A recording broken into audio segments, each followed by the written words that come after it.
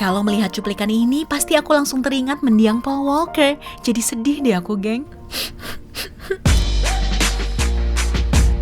Tapi tahu nggak sih, geng? Bahkan nama sekelas Fast and Furious belum tentu menjadi sebagus filmnya saat dibuat menjadi sebuah game. Nggak cuma itu, ternyata ada beberapa game yang paling banyak dihina gamers loh. Kok bisa? Padahal nih, game tersebut menjadi salah satu game yang paling ditunggu-tunggu banget, entah karena versi awalnya yang menuai banyak pujian, atau karena developernya yang udah memiliki nama besar, ternyata pas sudah keluar malah mengecewakan. Gak heran deh kalau akhirnya jadi bahan bulian para gamers. Kamu penasaran game apa aja yang paling dihina sama gamers? Subscribe dulu dong buat yang belum. Kalau udah, yuk langsung kita mulai aja. Check it out!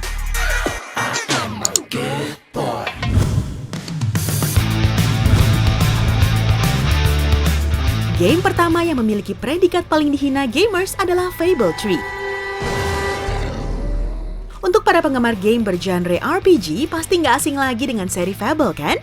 Seri pertamanya diluncurkan untuk Xbox dan seri keduanya untuk Windows berhasil mencapai angka penjualan yang tinggi. Ini membuktikan bahwa Fable 1 and 2 telah sukses menarik hati para gamers. Jadi nggak heran ya kalau seri ketiga dari game yang memiliki visualisasi luar biasa ini menjadi game yang paling dinanti-nantikan oleh para penggemarnya. Namun sayangnya geng, harapan penggemar seketika pupus begitu seri ketiga yaitu Fable 3 resmi dirilis. Kecewaan fans dikarenakan Fable 3 jauh dari kesempurnaan seperti seri pertama dan kedua. Fable 3 memang terlihat berusaha menawarkan sensasi visual serupa seperti pendahulunya. Namun ternyata eksekusinya nggak sebaik yang diharapkan. Banyak hal nggak penting yang harus dilakukan dalam game ini. Parahnya lagi, hal tersebut sangat menyita waktu dan cukup mengalihkan dari misi yang sebenarnya. Penggemar juga menilai bahwa gameplaynya monoton. Ya, pada akhirnya para fans Fable angkat tangan dan memilih untuk menghindari game ini deh. Kasian ya.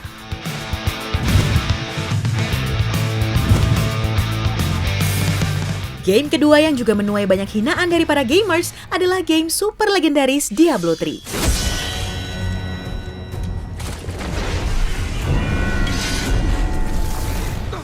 Kemampuan Blizzard untuk meramu kedua seri pertama game ini sudah tidak diragukan lagi mengingat tingginya popularitas dari franchise seri Diablo. Namun sayangnya ramuan ini sepertinya nggak berhasil pada seri ketiganya, geng. Para fans yang telah lama menunggu Diablo 3 merasa disuguhkan gameplay yang sangat jauh dari ekspektasi mereka. Kekecewaan para fans ini bukan tanpa alasan loh. Gimana nggak kesel, geng? Untuk bermain Diablo 3, kamu harus memiliki koneksi internet yang selalu online. Kamu nggak akan bisa bermain jika koneksi internet terputus walau hanya sebentar. Gameplaynya dirasa terlalu pendek, hanya berfokus pada kombinasi skill, sistem auction house yang bergeser menjadi misi utama, dan varian equipment yang entah kenapa jadi B aja gitu. Kalau kata penggemarnya sih, seruan masa deg-degan nunggu rilis gamenya ketimbang main game ini sendiri. Kejam amat ya?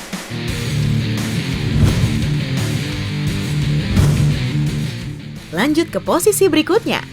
Di posisi ini ada game yang dibangun selama belasan tahun, Duke Nukem Forever.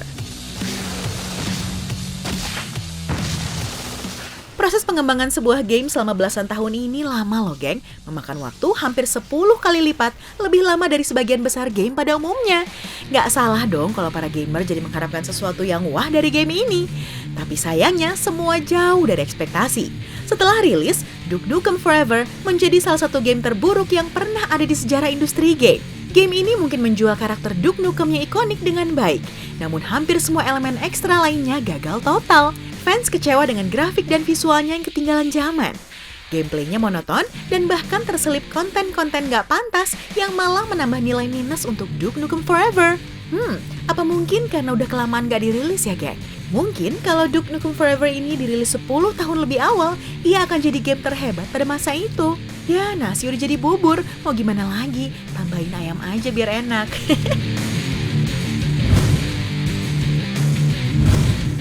Berikutnya, ada sebuah game yang diadaptasi dari film terkenal, Fast and Furious Showdown.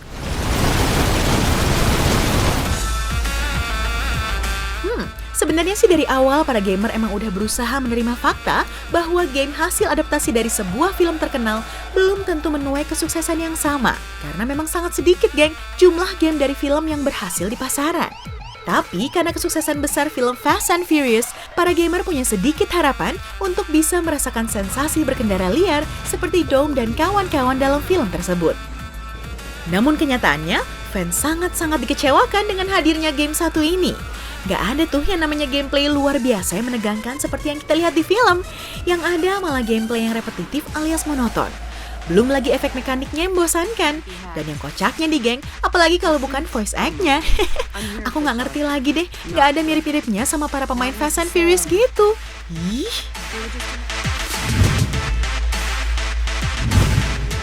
Nah, di posisi terakhir geng, ada game yang berhasil mencoreng nama baik kedua seri pendahulunya, Ninja Gaiden 3. Kesuksesan yang diraih pada dua seri sebelumnya tidak membuat Ninja Gaiden 3 sukses memuaskan penggemar. Seperti yang kita tahu ya, game Ninja Gaiden 1 and 2 yang bergenre hack and slash ini terkenal sulit, menantang, dan hampir mustahil untuk diselesaikan. Memilih timing yang tepat, melancarkan combo dengan sabar, dan kecekatan tangan adalah syarat yang paling utama. Sayangnya, karakter ini seolah dihancurkan begitu saja lewat kehadiran Ninja Gaiden 3. Game yang digadang-gadang mampu menjadi game terbaik sepanjang sejarah justru berakhir mengecewakan. Developer mengakui bahwa Ninja Gaiden 3 memang ditujukan untuk menjaring lebih banyak core gamer dan bukan lagi sekedar hardcore. Pantas aja kalau gameplaynya menjadi jauh lebih mudah dan menjadi tipikal game hack and slash pada umumnya. Udah gitu, visualisasinya biasa aja lagi. Mengecewakan banget ya geng. Kamu pernah main yang mana? Atau ada cerita tentang game lain yang mengecewakan? Share di kolom komentar ya. Berikutnya ada video yang sedikit mengecewakan kali ya. Karena kabarnya beberapa situs sejarah ini dicurigai sebagai peninggalan alien. Lah, terus yang ada di buku sejarah kita gimana dong? Tonton langsung aja makanya. Jangan lupa juga tonton video arti unik di balik nama dan logo smartphone ternama ini. Pada tahu nggak artinya Xiaomi apa? Sebelum pindah video, kasih like dan subscribe-nya dulu ya.